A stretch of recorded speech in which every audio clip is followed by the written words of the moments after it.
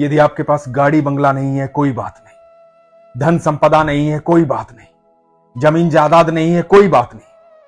जिसकी बात मैं आज करने जा रहा हूं, यदि वो आपके पास है तो आपके पास गाड़ी भी होगी, बंगला भी होगा, धन संपदा भी होगी, जायदाद भी होगी, जमीन भी होगी। ये जानने से पहले कि वो क्या है, ये प्रसंग सुनिए। हरे कृष्ण दोस्तों, मैं हूं अनुज शर्मा। एक बार एक पति पत्नी और उनका एक बच्चा था। करीबन 4 साल का बच्चा था, पति पत्नी थे। तो तीनों ही अपनी दूर की रिश्तेदारी में शहर से गांव की तरफ जा रहे थे। वहां एक बच्ची का जन्मदिन था, तो बच्ची के लिए एक सुंदर सा तोहफा लिया था। जन्मदिन पर तोहफा देने जा रहे थे। तो जब शहर से गांव के रास्ते पर जा रहे थे तो बच्चे ने देखा कि एक लड़की तरबूज बेच रही है। बच्चे को तरबूज बेहद पसंद थे, तो बच्चा जोर से चिल्लाया, पापा तरबूज, मम्मा तरबूज। तरबूज को देख करके गाड़ी रोकी गई। गाड़ी को तरबूज वाली बच्ची के पास ले गए। गाड़ी का शीशा नीचे उतारा। बच्चा बहुत उत्साहित हो रहा था तरबूज देख करके, उसे बहुत पसंद था तरबूज। तो पत्नी ने उस लड़की से पूछा कि कितने का है तरबूज? तो लड़की ने बोला 50 रुपए का। तो पत्नी ने कहा 50 रुपए का तो बहुत महंगा है, इतने का थोड़ी ही होता है। तो लड़की ने कहा कि इतने का ही है। तो पत्नी ने कहा कि थोड़ा कम दाम लगाओ, थोड़ा ठीक ठाक लगाओ, 30 रुपए लगा लो, चलो दे दो। तो लड़की ने कहा कि नहीं, 30 रुपए का नहीं मिलेगा। तो पत्नी ने कहा कि और कितना लगाओगे? चलो ठीक है, 40 रुपए ले लो। तो लड़की ने कहा कि 40 रुपए नहीं मिलेगा, 45 का तो हमें मिलता है, 50 का बेचते हैं, इतना तो हमारा बनता है।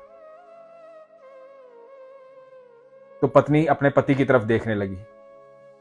पति इशारा कर रहा था कि ले लो। इधर बच्चे को देख करके उस तरबूज बेचने वाली लड़की ने उससे पूछा, बाबू आपका नाम क्या है? आपको तरबूज बहुत पसंद है? जब पत्नी ने देखा कि वो लड़की मेरे बच्चे से इस तरह से बात कर रही है, तो पत्नी ने कहा कि ठीक भाव लगा लो ना, ठीक से भाव लगा लो, अपने भाई के लिए इतना भी नहीं कर सकती? तुम्हारे भाई को ही बहुत पसंद है, इसी ने गाड़ी रुकवाई है, इसी को तरबूज बहुत पसंद है। तो लड़की ने कहा कि भाई की बात है तो कोई बात नहीं, ये लो तरबूज, ये लो बाबू। और बच्चा जो है गाड़ी से बाहर निकला हुआ था, उसने दोनों हाथ किए, तरबूज उसके हाथ में रखा, और तरबूज जैसे ही उसके हाथ में रखा, नन्हे नन्हे हाथ थे, तरबूज नीचे गिर के टूट गया। अब जब तरबूज नीचे गिर के टूट गया तो इस महिला को बड़ी चिंता हो गई। इसने उस लड़की को कहा कि ये तो नीचे गिर गया, ऐसे थोड़ी बच्चे के हाथ में देना चाहिए था, आपको मेरे हाथ में देना चाहिए था, इसके पैसे हम नहीं देंगे। और तरबूज को टूटा हुआ देख करके बच्चा रोने लगा। बच्चा कहने लगा, मेरा तरबूज टूट गया, मेरा तरबूज टूट गया। लड़की ने कहा कि कोई बात नहीं बाबू, रो मत, मैं दूसरा तरबूज लेकर आती हूं। वो भाग कर गई, दूसरा तरबूज लेकर आई। तरबूज ला करके कहा कि लीजिए, इसे आप पकड़िए और बाबू को खिलाना, बाबू को चुप करवा देना। बाबू आपको बहुत पसंद है ना तरबूज, आप इसे खा लेना, रोते नहीं है, ठीक है? आप खुश? तो महिला ने कहा कि वो जो टूट गया उसके पैसे नहीं देंगे हम, जो गिर गया उसके पैसे नहीं देंगे हम। तो इस लड़की ने कहा कि मैंने पैसे की तो कोई बात ही नहीं की, आपने कहा था ना अपने भाई को दे दो, मैं तो अपने भाई के लिए लेके आई थी, और भाई से टूट गया तो क्या हो गया, ये दूसरा भी मैं इसी के लिए लेके आई, मुझे पैसे नहीं चाहिए। ये बात सुनकर वो महिला हैरान हो गई। पति ने देखा कि ये क्या हो रहा है। पति ने जेब से 100 रुपए निकाले, उस लड़की को कहा कि ये लो, 100 रुपए रख लो। उस लड़की ने कहा कि नहीं, मुझे पैसे नहीं चाहिए, मैं पैसे के लिए नहीं लाई, इन्होंने कहा था ना कि भाई को दे दो, असल में मेरा भाई, चलो छोड़ो कोई बात नहीं, आप जाओ। तो महिला ने कहा, क्या हुआ तुम्हारे भाई को? क्या हुआ तुम्हारे भाई को? तो लड़की ने बताया कि साल भर पहले मेरा भाई इतना ही बड़ा था, अचानक से बीमार हो गया था। अस्पताल लेके गए, पता नहीं क्या हुआ, सांसें रुक गई, इस दुनिया में नहीं रहा।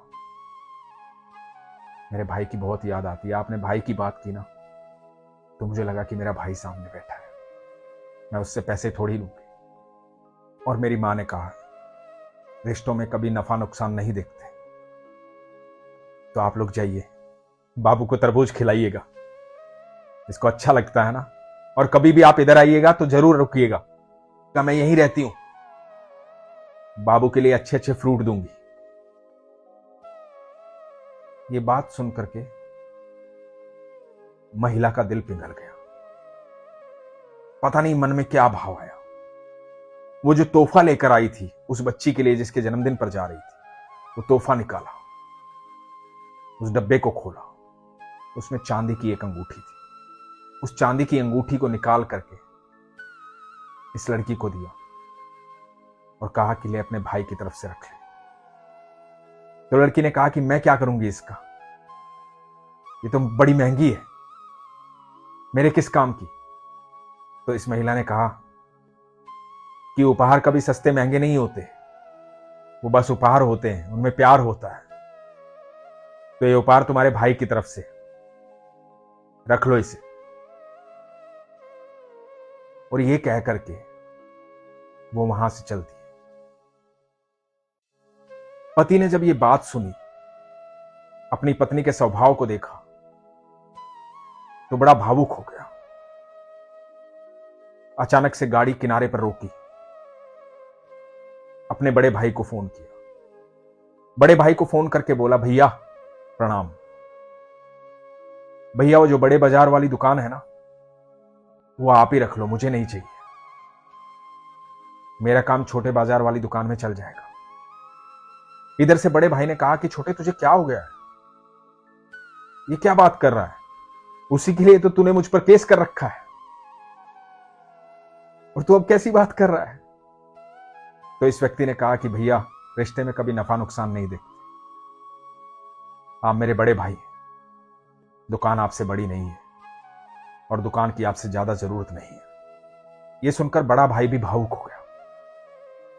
बड़े भाई ने कहा कि छोटे तू जल्दी घर आ जा, आपस में बैठ के देख लेंगे, जमीन जायदाद हमसे बड़ी नहीं है, ये सब यहीं रह जाना है, हमारा रिश्ता इन सब से बड़ा है, वो जरूरी है। दोस्तों, आज की इस भागदौड़ की जिंदगी में